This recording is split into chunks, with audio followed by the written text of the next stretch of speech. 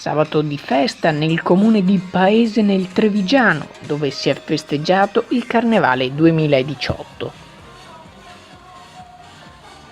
Inizialmente previsto per sabato 3 febbraio, gli organizzatori erano poi stati costretti dal maltempo a riprogrammare l'evento.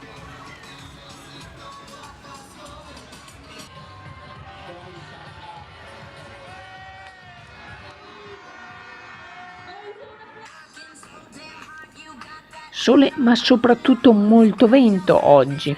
Ciò nonostante, alle 14:30 sono partiti da Via della Resistenza i 9 carri preceduti dalle maschere veneziane, che poi, seguendo il percorso, sono transitati per Via Roma, Piazza Andreatti e hanno terminato il loro giro nell'area Mercato.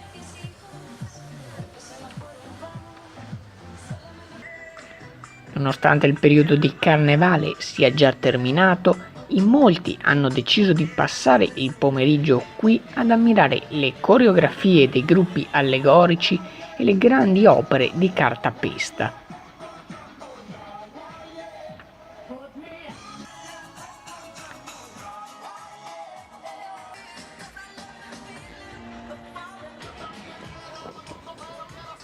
Potete trovare il video completo della manifestazione su Zwischamer Channel Premium o in replica su Zwischamer Channel Premium 2 mercoledì alle 14 e i contenuti extra con la fotogallery sul nostro sito internet o nelle nostre pagine social.